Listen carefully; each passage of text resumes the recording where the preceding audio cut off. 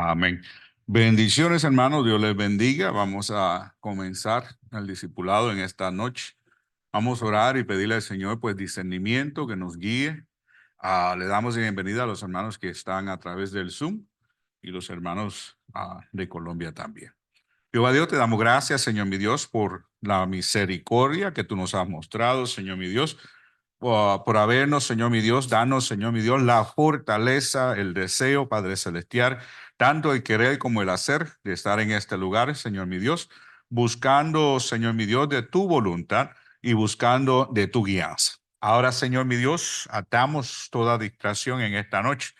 Y declaramos, Señor mi Dios, que tú estarás ministrando a cada una de nuestras almas a través de tu palabra, guiado por tu Espíritu Santo. Danos entendimiento, Señor mi Dios, para la gloria de tu santo nombre. Amén y amén. Continuamos en el tema de evangelismo. Y en esta noche vamos a estar hablando con respecto a pasos para evangelizar. Pasos para evangelizar.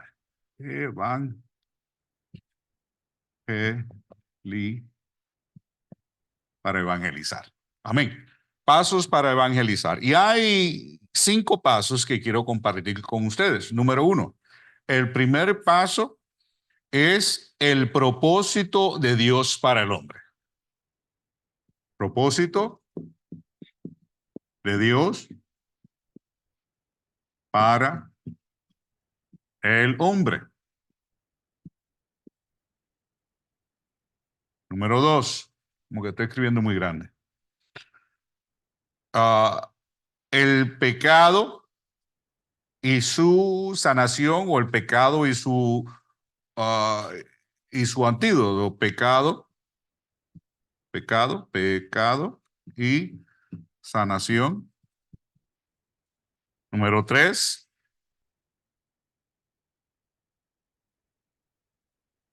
la solución de Dios, o el antídoto. Antídoto, solución. Y quiero enfatizar de Dios, porque el antídoto, la solución fue generada, se originó en el corazón de Dios. Número 4, tomando una decisión.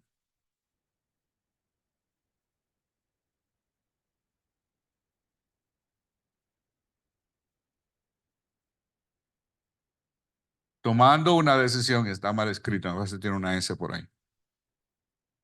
Decisión. Y quinto, la nueva vida.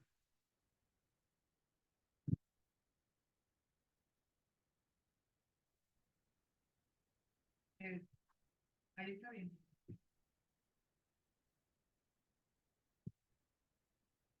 Amén. Primer paso, el propósito de Dios para el hombre. Segundo paso, el pecado y sanación o antídoto. Tercer paso, el antídoto o solución de Dios. Número 4, tomando una decisión. Y número 5, una nueva vida. Amén. Y el texto principal de hoy se encuentra en Mateos capítulo 7, versículo 13 al 14. Mateos 7, 13 al 14.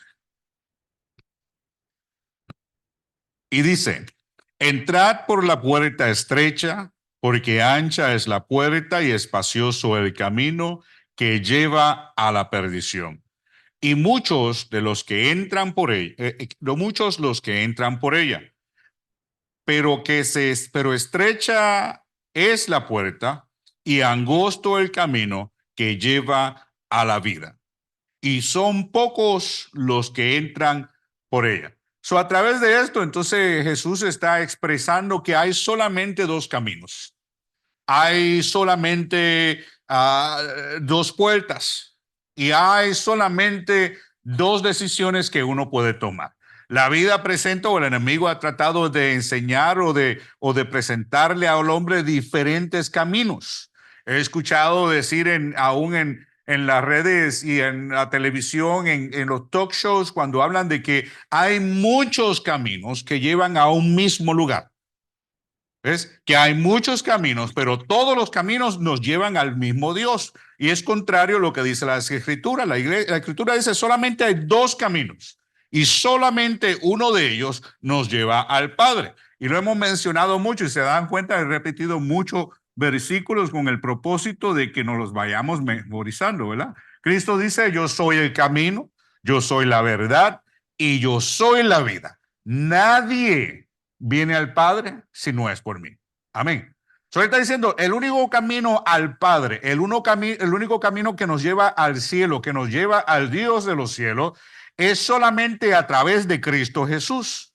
Y no esta diversidad de caminos que se nos han sido presentados a través del engaño, la sutileza del hombre, tratando de desviar el corazón del hombre. Y lo que el enemigo ha hecho desde el principio, tratando de engañar y traer engaño al hombre a través de sus palabras. Así como lo hizo en Génesis capítulo 3, versículo 3. Yo le llamo el enchufle. ¿Cuántos saben lo que es un enchufle? Es un enchufle, creo que eso se llama receptáculo también, ¿no? Eso, un outlet, en inglés, un outlet. Allá los hermanos en Colombia, no sé cómo le llaman ustedes allá, pero es donde usted coge el abanico o el ventilador y lo enchufla para un tomacorriente, ¿verdad? Entonces, Génesis 3:3 es un tomacorriente.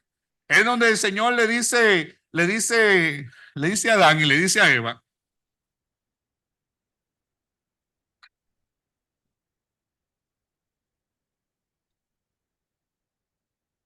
no, aquí vamos.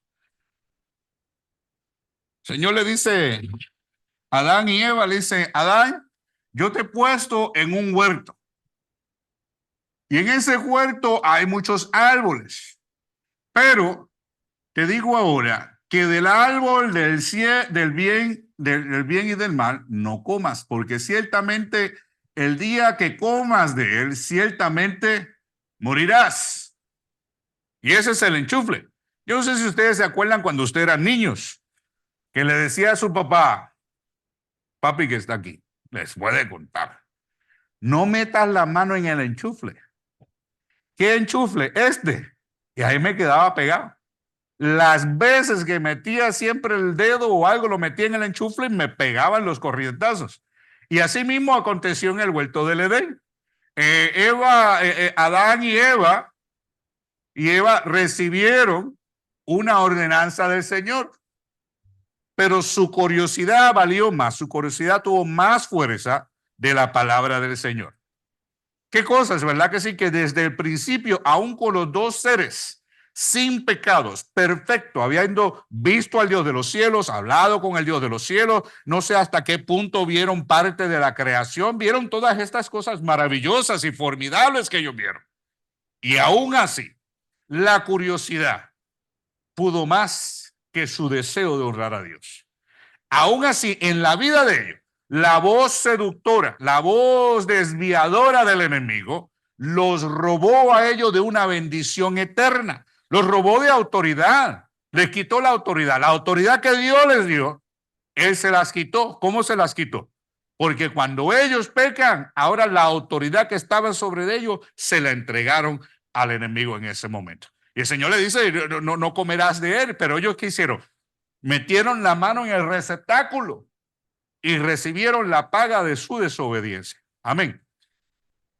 ¿Quieren saber qué es lo peor de ellos? Que todavía lo seguimos haciendo. Todavía el Señor nos habla y nos pone pautas para la sujeción, para la obediencia, para seguir en el camino correcto, para honrar al Dios de los cielos. Y aún así nos dejamos desviar por la voz del enemigo y metemos la mano en el receptáculo, recibiendo entonces la paga de nuestra desobediencia. Amén. Entonces, esa es la parte que tenemos que velar día a diario para nuestras vidas. Entonces, ahora, dice, ahora bien, todos hemos hecho esto, tanto usted como yo. Ningún hombre es perfecto.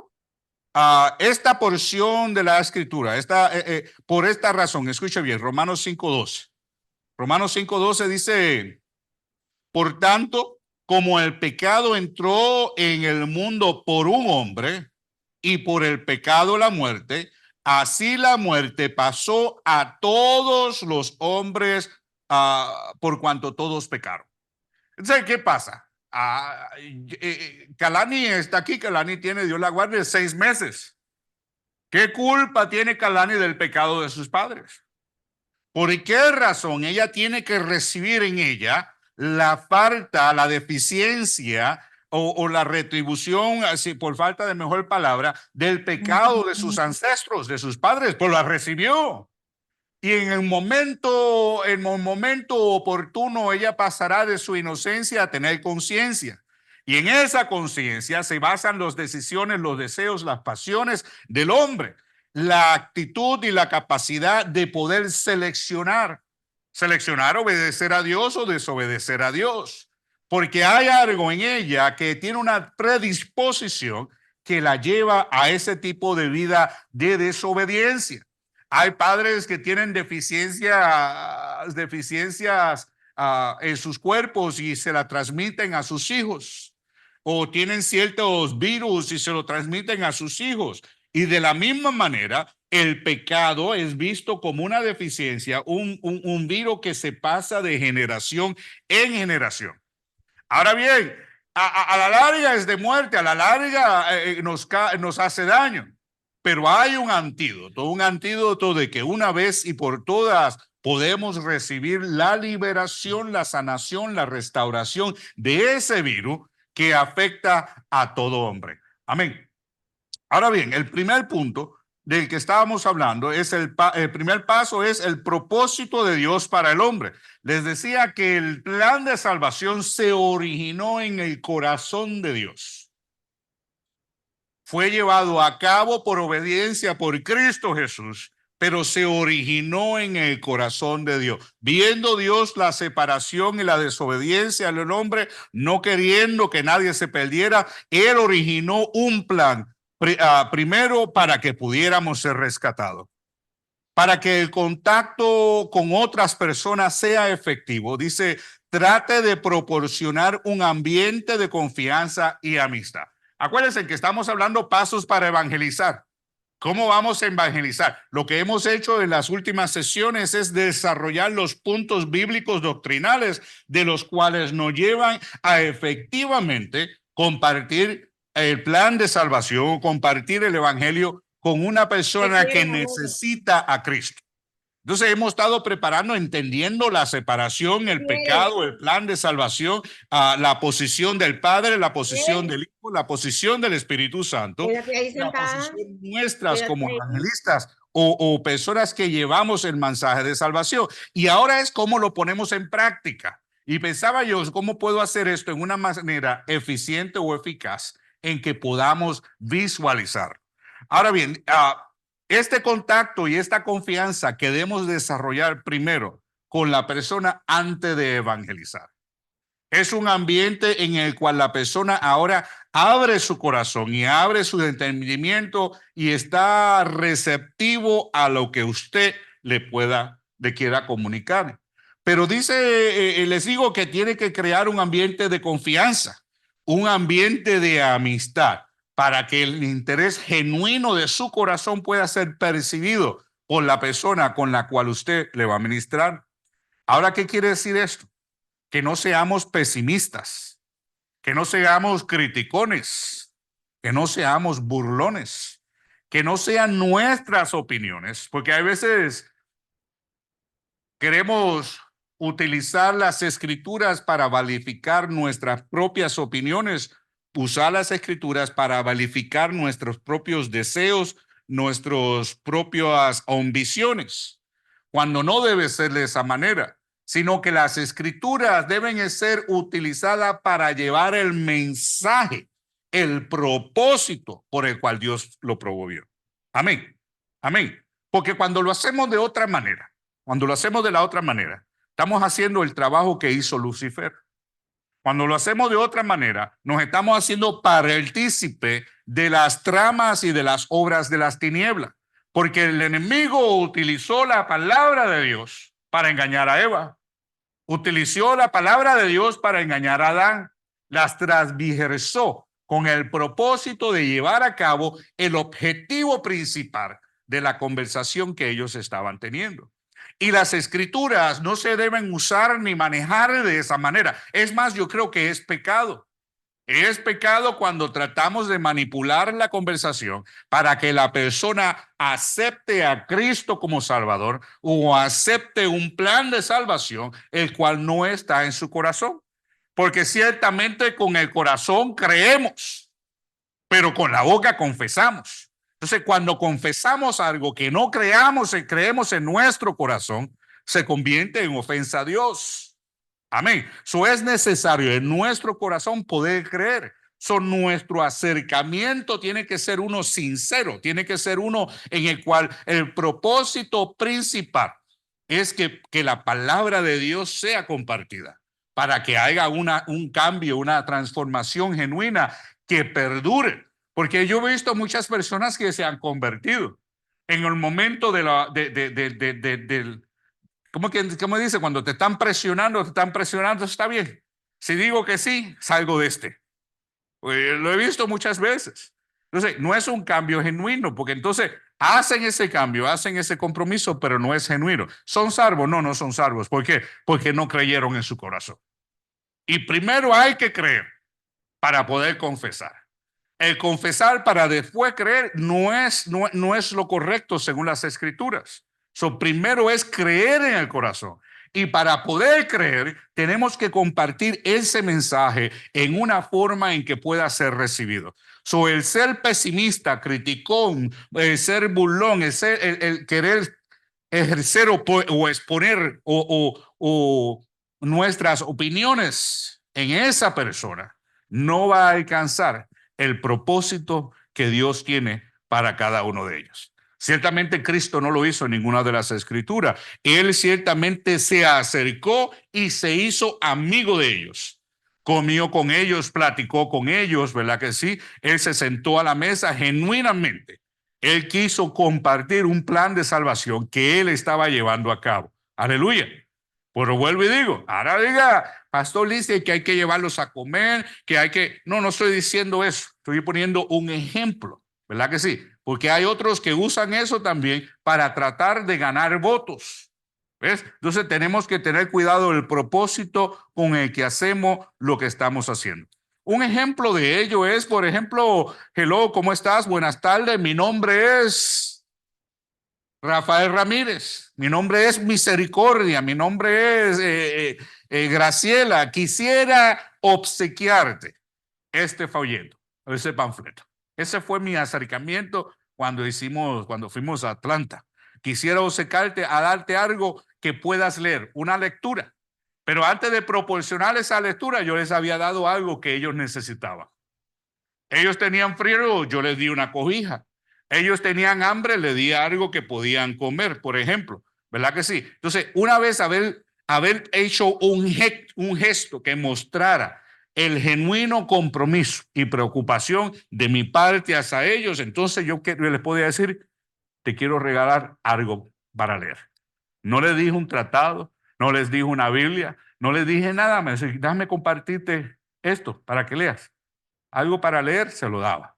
Solamente uno me dijo, ¿tienes un libro? Si tienes un libro, lo cojo. Si no, no lo cojo. Pero no tenía libros. Anyway, entonces, ese acercamiento, cuando ellos te lo reciben, entonces ahora te dan la oportunidad de poder hablar con ellos y compartirle lo que las escrituras dicen. Y el primer paso de lo que dice la escritura es que la Biblia dice que Dios creó al hombre a su imagen y semejanza. Porque en ese punto el hombre que está en pecado se encuentra en un estado de condenación, se encuentra en un estado de depresión, se encuentra en un estado de rechazo, se encuentra en un lugar en el cual él cree que no es suficiente, que no es merecedor y que ciertamente como Dios los puede amar cuando ellos están viviendo en la condición en la que están viviendo. Lo mejor que le podemos decir es, el Señor Dios de los cielos creó al hombre a su imagen y semejanza, queriendo decir que Él sí se preocupa de ti, porque tú eres la imagen del Dios vivo. ¿Cómo yo en la forma en que estoy, en mi condición, puedo ser la imagen del Dios vivo? Bueno, la imagen estará un poco opaca, pero sigue siendo la imagen de un Dios vivo, creado para estar en la presencia del Señor. Estar en un lugar en el cual toda angustia desaparece, toda enemistad desaparece, donde solamente hay paz y hay provisión de parte del Dios de los cielos para el hombre que se encuentra en necesidad. Pero acontece que en el medio de todo esto, el hombre transgredió en contra de la ley de Dios. El hombre actuó en formas que desagradó al corazón de Dios, hirió al corazón de Dios y por lo tanto rompió la relación que el Señor tenía para con ellos. Aleluya. Entonces, el propósito, el primer paso, el propósito de Dios para el hombre era que el hombre viviera en un lugar de coinonía con el Dios de los cielos, que pudiera vivir, conocerlo a él cara a cara y conocer sus deseos para el hombre. Génesis 1:26 dice, entonces dijo Dios, hagamos al hombre a nuestra imagen y conforme a nuestra semejanza. Y démosles para que señoree sobre los peces de la mar, en las aves de los cielos, en las bestias, en toda la tierra y en todo animal que se arrastre en ella. ¿Qué quiere decir eso? Que el Señor nos creó para que ejerciéramos dominio, para que ejerciéramos autoridad sobre todo lo que hay en la tierra, en los cielos y aún en la mar. Es dominio que el Señor nos dio. Pero en nuestra transgresión perdimos ese dominio. Aleluya. Entonces dice Proverbios 3:32. Jehová abomina al perverso, mas su comunión íntima es con los justos. La intimidad es lo que el Señor anda buscando, pero el Señor no quiere intimidad con la perversidad.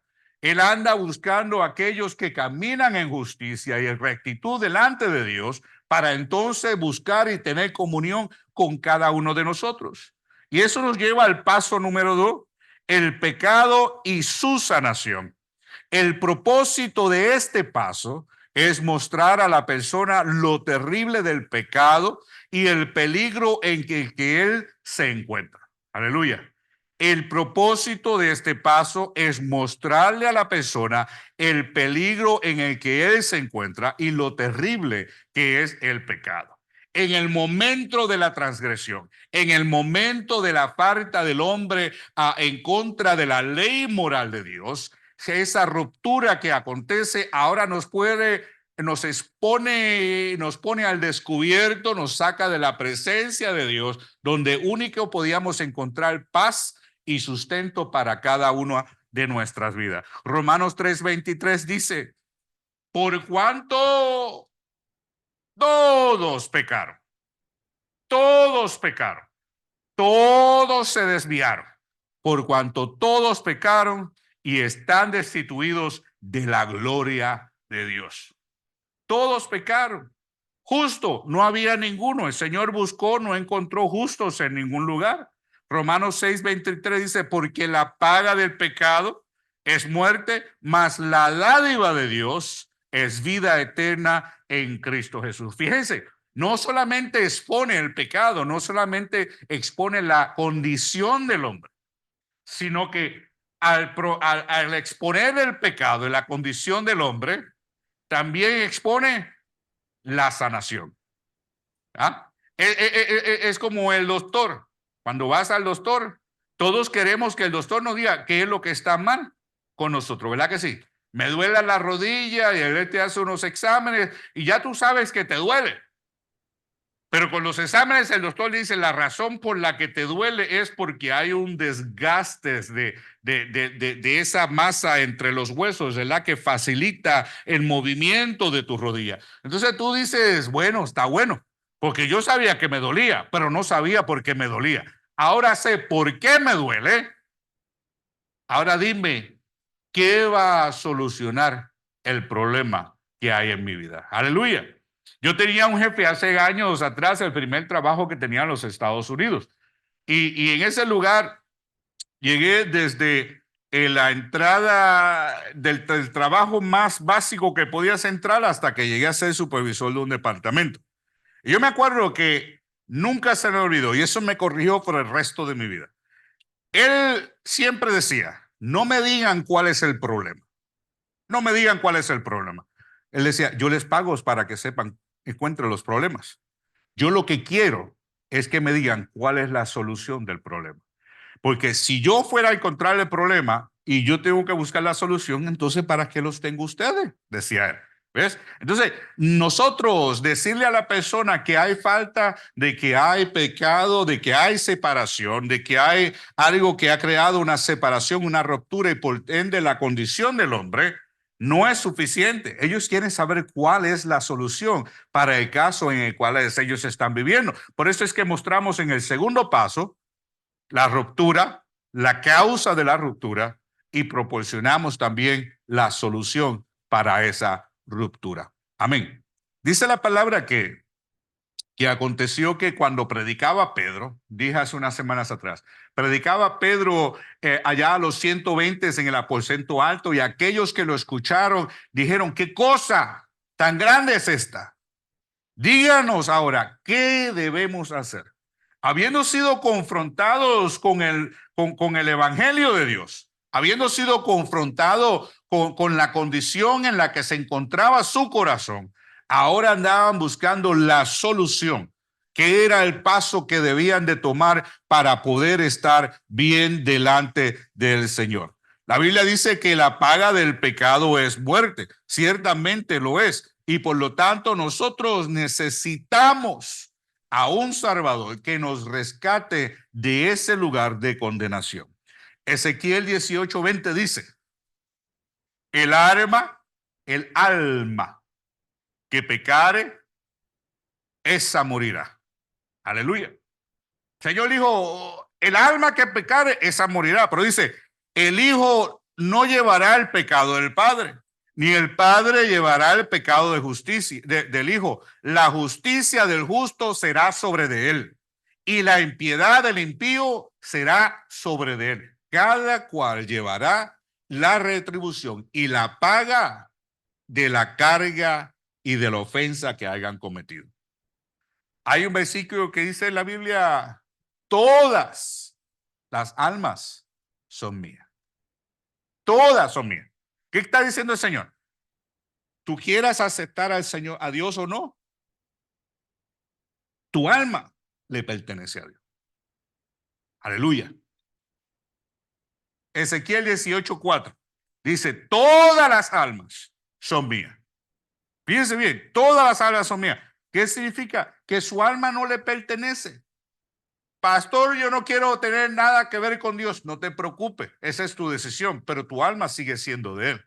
Pastor, yo quiero arreglar mi vida con el Señor y vivir en santidad para con Él.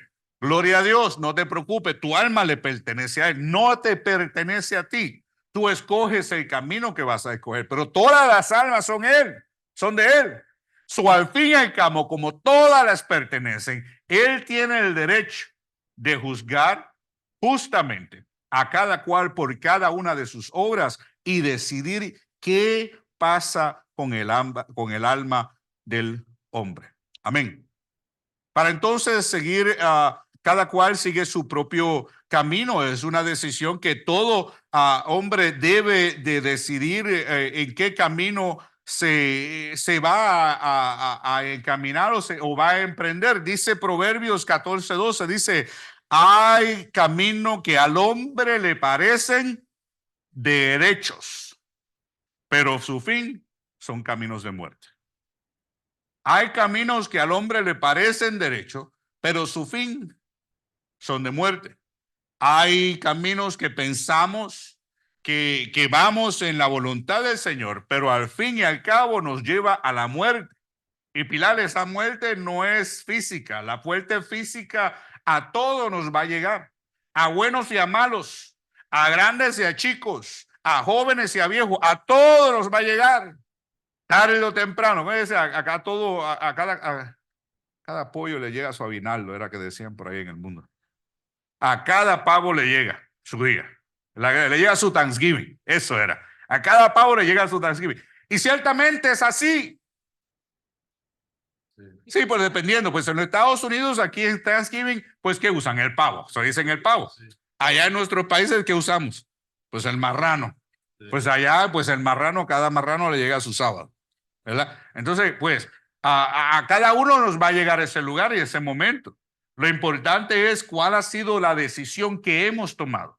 Si ese camino nos va a llegar a la vida eterna en Cristo Jesús o nos va a llevar a una vida eterna en total desolación y separación con el Dios de los cielos. Amén. ¿Qué dice Juan 14:6? De memoria. Yo soy el camino, la verdad, y yo soy la vida. Nadie viene al Padre si no es por mí. Aleluya. Entonces, eso es lo que tenemos que enseñar y ciertamente pues estamos proporcionando la solución para el lugar de decadencia en el cual nosotros nos encontramos. Romanos 3:10 dice, como está escrito, justo ni uno, ni uno. No hay quien entienda, no hay quien busque a Dios. Todos se desviaron, a una se hicieron inútiles. No hay quien haga lo bueno, no hay ni siquiera uno. No hay ni siquiera una. Por eso es cuando el joven rico se le acercó al Señor y lo llamó bueno. Y él le dijo, bueno, solamente uno, es el Padre. Ni él mismo se atrevió a encontrarse como bueno. Solamente uno y es el Padre. Entonces, dice, todos se desviaron. En los tiempos de Noé, el Señor vino y miró, todos se habían corrompido. Solamente uno halló gracia en los ojos de Dios y fue Noé. Y estoy seguro que sin pecado Noé no estaba. Pero no vivía en la decadencia, en la depravación que los dos andaban. Y de una forma u otra él buscaba a Dios, porque si no, ¿cómo podría el Señor hablar con un vaso sucio? ¿Ves? Entonces, de todos ellos, el que halló gracia fue Noé. Aleluya. Entonces, ¿qué pasa? Cuando Cristo viene y entra en escena y lo vemos y lo reconocemos y creemos en nuestro corazón y confesamos con nuestros labios, ahora somos ¿qué? Somos adoptados a la familia de Dios. Venimos a pasar de muerte a vida, pero no sin pecado, todavía hay pecado. No sin faltas, todavía hay falta. Lo que hay es gracia. Amén, aleluya. Lo que hay es gracia, pero en ese camino somos justificados por la fe en Cristo Jesús. Pero esa gracia y esa fe tiene que ser ejercitada de a diario. Aleluya. Y entonces eso nos enseña que el tercer paso nos muestra la solución de nuestra condición, la solución de nuestra condición. Fíjense bien que Cristo Jesús nos vino a traer un mensaje. Amén. Ese mensaje que nos vino a traer y a revelar fue el corazón de Dios. Nos vino a traer la solución que Dios había creado para que el hombre pudiera entrar en comunión con él. El paso es la solución de Dios. La solución de Dios fue Cristo Jesús como alternativa. Ahora entonces le mostramos al hermano que queremos administrarles para que haya salvación. Y entonces le explicamos cómo Dios proveyó una solución para aquel que había quebrantado su luz. Por cuanto hemos visto que todos pecamos y no podemos alcanzar la gloria de Dios por nosotros mismos, sino a través de aquel que dio su vida en la cruz del Calvario. Segunda de Corintios capítulo 5:17. Y esto es importante. Segunda de Corintios 5:17. Dice, de modo que si alguno está en Cristo, nueva criatura es. Las cosas viejas pasaron, he aquí todas son hechas nuevas. Aleluya. Pues es que cuando preguntamos y dice, yo soy una criatura nueva en Cristo Jesús. Significa que en Cristo Jesús he sido regenerado, he sido perdonado, he sido restaurado, se me ha dado una nueva esperanza de vida. Él ha borrado todas mis transgresiones delante del Dios de los cielos. Y si pecare, y si tropezare, y si cometiera ofensa, Tengo a uno que puede ser mediador entre yo y el Dios de los cielos. Aleluya. Él es mediador y el mediador es aquel, Brunito, ¿sabe quién es el mediador? Un mediador es el que facilita la conversación entre dos personas que están en desacuerdo. Aleluya. Cuando hay problemas de familia, si tú vas a la corte familiar, lo primero que el juez provee y establece es un mediador. Alguien que pueda intervenir entre las dos personas para facilitar la comunicación entre ellos y llegar a una resolución que pueda beneficiar a la familia entera. Aleluya. Entonces, cuando venimos a la familia de Cristo, encontramos que Cristo Jesús es el mediador. La Biblia dice, solamente hay un mediador entre Dios y los hombres, y es Cristo Jesús. Aleluya. No es Mahoma, no es Buda, no es Alá, no es John Smith, no es San Pedro, no es Santo Tomás, no es tantos otros. Solamente hay un mediador entre Dios y los hombres, y su nombre es Cristo Jesús. Aleluya. En el lugar de transgresión, en el lugar de ofensa, en el lugar de separación entre yo y Dios, cuando vengo a este punto, al punto de resolver la solución del dilema de mi salvación, el único que lo puede mediar es Cristo Jesús. ¿Por qué? Él pagó el precio. ¿Por qué? Él fue y se hizo hombre. ¿Por qué? Él vivió entre nosotros. ¿Por qué? Él pagó el precio que me tocaba a mí para que hoy yo tenga la oportunidad de escoger o rechazar su sacrificio.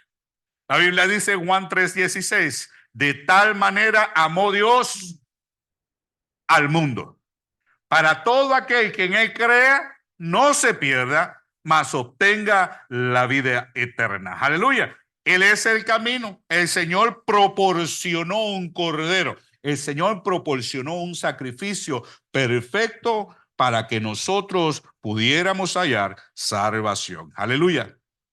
Aleluya. Dice la Biblia en Romanos 5:16. Justificados pues por la fe, tenemos paz para con Dios por medio de nuestro Señor Jesucristo. Aleluya. Para que podamos tener paz entre nosotros y Dios, Cristo Jesús tiene que ser nuestro Señor. Fíjese bien, justificado pues por la fe. ¿La fe en qué? En Cristo Jesús. ¿Tenemos paz con quién? Con Dios. ¿Verdad que sí? ¿A través de quién? De Cristo Jesús. Eso viene de Dios a través de Cristo. Y a través de Cristo volvemos a Dios. Y de Dios recibimos otra vez a Cristo. Aleluya. Para nuestra salvación, para que pudiéramos ser salvos, rescatados, liberados. Amén. Ahora la Biblia dice, muchos son los llamados y pocos los escogidos.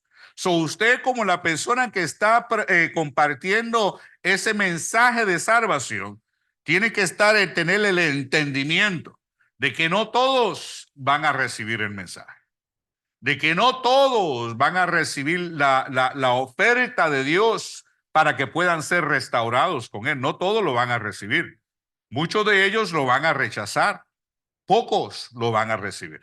Porque nuestro primer versículo tema dice que ancha es la puerta, es la puerta, ¿verdad que sí?, del camino que nos lleva a perdición, pero estrecha es la puerta que nos lleva al camino de la vida eterna. No todos van a poder entrar con ella, porque para poder entrar con ella tenemos que morir a nosotros mismos, a nuestras pasiones carnales, a aquellos que nos separa del Cristo de la gloria y por ende nos separa de Dios. Aleluya. Entonces nosotros hacemos el trabajo y el ejercicio del evangelista. Nosotros somos los que vamos y preparamos el camino. Por falta de mejor palabra. Nosotros vamos preparando el camino. Vamos preparando el camino, sembrando estableciendo la amistad, estableciendo la relación genuina, no de estas relaciones que son con el propósito de y después se mueven. No, es genuina. Hay que aprender a caminar con la gente. Hoy en día el problema es que nadie quiere caminar con nadie. Todo el mundo quiere caminar adelante y que los demás los sigan. Pero ¿qué pasó con caminar juntos?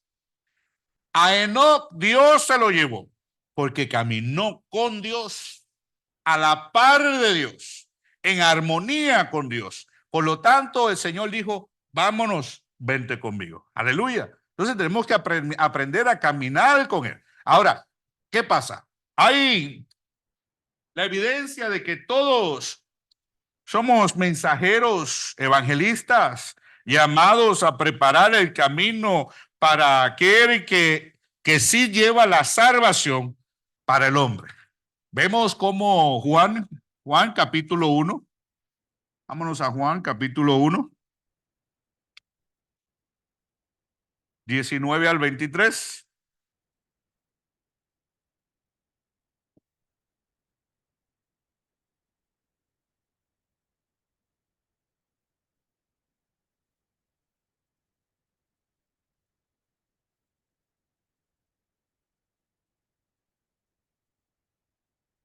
Juan capítulo 1, 19 al 23. Dice, este es el testimonio de Juan cuando los judíos enviaron a Jerusalén sacerdotes y levitas para que le preguntasen, ¿tú quién eres? Confesó y no negó, sino que confesó, yo no soy el Cristo. Le preguntaron, ¿qué pues? ¿Eres tú Elías? Dijo, no soy. ¿Eres tú el profeta? Y respondió, no. Y le dijeron, pues, ¿quién eres? Para que demos respuestas a los que nos enviaron. Fíjate, los que querían saber ni siquiera fueron a confrontarlo y preguntaron, enviaron a otros sonsonetes a preguntar, ¿verdad? Entonces, para que demos cuenta a quien nos enviaron, ¿qué dices de ti mismo? ¿Qué le dijo Elías? ¿Qué le dijo Juan? Yo soy la voz de uno que clama en el desierto, enderezar el camino del Señor, como dijo el profeta Isaías. ¿Cuál fue la labor de él? Evangelizar, preparar el camino. Amén. Amén. Ahora bien, ¿qué pasó después? Nos vemos en Lucas capítulo 9.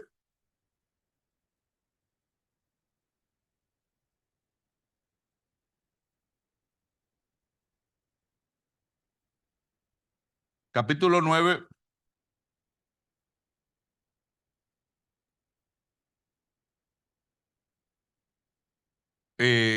Priscila, búscame este versículo. Me parece que es Lucas 7, donde el Señor envió a los 70. ¿Ok? Capítulo 9, 1 al 2. Capítulo 9, 1 al 2. Este va a ser 1. Voy a poner este aquí 3. Y el 2 tengo la cita doble. Estos son los 12 discípulos. No eran apóstoles todavía, eran discípulos. Estos se encuentran en Lucas 9, 1 al 2. Me parece que es Lucas 9 al 2. Dice, y habiendo reunido a los 12 discípulos, les dio poder y autoridad sobre todos los demonios para sanar enfermedades, los envió a predicar el reino de Dios y a sanar los enfermos. Por eso es que aquellos que dicen, no, esa labor se le dio a los apóstoles. No, ellos no eran apóstoles todavía, eran discípulos. Y el Señor dice, en esto conoceréis si son verdaderamente mis discípulos. ¿Ok? Entonces, en este caso, el Señor envió a los 12. Los envió y le dio autoridad y le dio poder sobre los demonios y para sanar de enfermedades y los envió a predicar el evangelio. Fíjense, los envió a predicar el evangelio. Y el evangelio son buenas nuevas. Aleluya. Amén. Y para que lo pudieran ejercitar correctamente y con autoridad, les dio ¿qué? 1, poder. ¿Poder sobre qué? Los demonios Número 2, les dio autoridad para sanar. Amén. Esa evidencia tiene que estar presente. Toda la letra está muy buena, muy bonita, suena bueno. Es hasta inspiradora. Pero si no hay autoridad para reprender demonios ni sanar enfermos, de nada te sirve. Porque esa es la evidencia de ello. Esa es la autoridad y el poder que el Señor le da a quienes, a sus discípulos. Amén. Eso es un estudio que estoy preparando, pero se lo estoy tirando ahí. Ahora bien, ok, Lucas, el Señor envió a los 70. Lucas 10, 1 al 2. Y Lucas 10, 1 al 2 dice, el Señor envió aquí no a los 12, sino él envió a 70. Y estos 70 eran diferenciados de los 12. ¿Okay? Estos 12 eran los que más cercanos estaban a Cristo Jesús. Y de esos 12 habían 3 que estaban aún más cerca de Cristo Jesús. Esos fueron los que pudieron ver realmente la naturaleza de Cristo Jesús. Lo vieron en la transfiguración. Los demás no lo vieron. Solamente los que estaban en cercanía con el Maestro pudieron ver la gloria de Dios antes de la resurrección. Vieron la gloria de Dios antes que nadie más. Esos fueron Pedro, Jacobo y Juan. Fueron los únicos que pudieron ver la gloria de Dios antes de la resurrección. Pero de esos 3 estaban dentro de los 12 y de esos 12 habían 70 y de esos 70 se creen que habían hasta 500 más. Pero de estos, dice la Biblia, Lucas capítulo 10, Lucas 10 capítulo 1 al 2, dice, después de estas cosas designó el Señor también a otros 70, a quien envió ¿de qué? De 2 en 2, delante de él a toda ciudad y lugar a donde él iba a ir. Aleluya. El Señor envió a Juan como aquel que preparaba el camino para el Mesías. También el Señor envió a los 12 discípulos a predicar el evangelio y les dio autoridad sobre los demonios y para sanar enfermos. Ahora el Señor dice, escogió 70 más y los envió a ellos ¿a qué? Los envió a qué, de 2 en 2.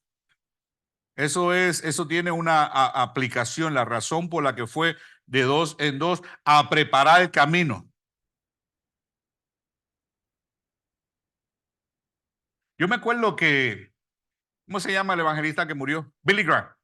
Cuando Billy Graham iba a una campaña, vamos a decir, Billy Graham iba a venir aquí al Guané Arena. Venían una directiva del grupo de ellos y se juntaban con las iglesias locales y ellos preparaban un equipo de trabajo. Y ese equipo de trabajo era el que iba a ir preparando el camino para que cuando llegara la cruzada pudiera desarrollarse efectivamente. ¿Qué hacían ellos? No era solamente lo que hacían, ponían el grupo de ujieres, formaban el grupo de ujieres, no eran solamente los que oraban y no era solamente los que ayunaban por la campaña. Ellos iban tocando, iban anunciando que venía una campaña. Iban anunciando de que si estabas enfermo venía una campaña en la que podías encontrar a Cristo sano. Era un lugar que si parecía de ansiedad, de depresión, iba a acontecer algo en ese tiempo en el cual tú podías ser liberado. Iban preparando el camino para que aquel que venía en el nombre de Dios pudiera entonces darles el mensaje y ellos pudieran recibir salvación. Estos 70 iban delante de él preparando el camino a toda aldea antes de que él llegara. Aleluya. Aleluya. No eran los que se iban y se sentaban en el hotel, iban a sightseeing, ni se comían en restaurantes buenos, esperando a que llegaran los obreros para ellos decirles qué hacer. No, ellos iban de 2 en 2, predicando, preparando el mensaje. Estos eran no misioneros, sino eran como evangelistas. Estos iban evangelizando. Por eso es que cuando estamos evangelizando en el ministerio de evangelización, es de dos en que van. No es un grupo de 4 ni de 5. 2 van aquí, 2 van allá, 2 van al otro lado. Amén. Porque así velan el uno por el otro. Eso fue Lucas capítulo 10, 1 al 2. Bueno, pastor, eso fue en esos tiempos. Pero a nosotros el Señor nos mandó.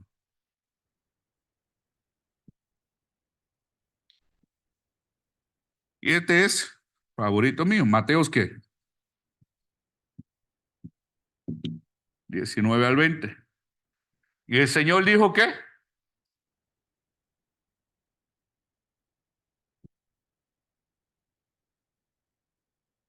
Ir y predicar el evangelio. Aleluya. Dice, y me gusta, fíjese, yo siempre hablo de Mateos 28, 19 al 20. Fíjese, Mateo 28, 19 al 20 dice de esta manera. Preste atención. Ya con esto voy a terminar. Por tanto, id y hacer discípulos a todas las naciones. ¿A quién le vamos a hacer discípulos? No es en la iglesia nada más. Okay. No es el que entre por ahí nada más. Es a todas las naciones, ¿verdad que sí? Bautizándolos en el nombre del Padre, del Hijo y del Espíritu Santo. Una vez habiendo recibido el mensaje y habiendo sido convencidos a través del Espíritu Santo, ahora se arrepintieron y llegaron a la conversión, y esto los lleva al bautizo. Y dice, en nombre del Padre y del Espíritu Santo. Entonces, ahora el trabajo no se quedó ahí, Brunito. El trabajo no terminó en llevarle el mensaje y darle el tratado. El trabajo no terminó en una oración de fe, porque ahora empezaba el trabajo, la labor de discipularlos. Amén. Hay que discipularlos, porque si no le enseñan, se desvían otra vez. Entonces, como la semilla, ¿en dónde cayó el terreno? Hay terreno que es fértil y el terreno que no es fértil. Pero hay que discipularlos, hay que caminar con ellos, hay que orar con ellos, hay que ayunar por ellos. Mire, hay que contestarles preguntas. Hay que contestarles preguntas. ¿No se acuerdan la historia del eunuco? En el caso del eunuco, dice la Biblia de que el Señor movió a Felipe a través del Espíritu Santo, y Felipe, entonces, habiendo sido movido por el Señor al Espíritu Santo, le pregunta, escucha lo que él está leyendo. Está leyendo en el libro de Isaías, la profecía, hablando del Cristo. Y él le dice, ¿entiendes lo que estás leyendo? Y él le dice, Hechos capítulo 8:31, dice, ¿y cómo podré si alguno no me enseñare? ¿Y cómo podré si alguno no me enseñare? Y rogó a Felipe que se subiera y se sentara a comer. Aleluya, aleluya. Lo que pasa es que si tú no hablas como yo, no podemos caminar juntos. Si tú no vistes como yo, no podemos caminar juntos. Hay un joven de que en cierta ocasión un anciano se le acercó, y ese anciano lo trató de una forma muy mala y muy fea. ¿Por qué? Porque lo dio como que él era coyote. Y como él era coyote, no era digno de caminar con el anciano. Y habló en una forma tan y tan fea del joven, que el joven, saliendo de la presencia de aquel hombre, lloró amargamente. Y fue tanto su dolor en su corazón, que él entonces ya no podía comprender que si ese anciano, que era tan justo y tan recto, lo podía despreciar en la forma en que lo despreció, entonces cómo Cristo lo podía amar a él. Fíjese, fíjese, fíjese. Entonces tenemos que tener cuidado, porque por más justo y recto que nos creamos, todos estamos destituidos de la gracia de Dios. Todos necesitamos misericordia. Todos necesitamos a alguien que camine de la mano con nosotros. Aleluya. En cierta ocasión escuché un testimonio de un joven que vivía en una familia disfuncional. Era él, un niño. Era él y creo que eran 2 hermanos más o un hermano más. La mamá o había muerto o se había ido y dejó a los niños con su padre borrachón y abusivo. A uno de ellos se lo llevaron en adopción, pero al otro, el más chiquito, nadie lo quería. porque aparentaba tener ciertas características de no poder ser socialmente funcionable.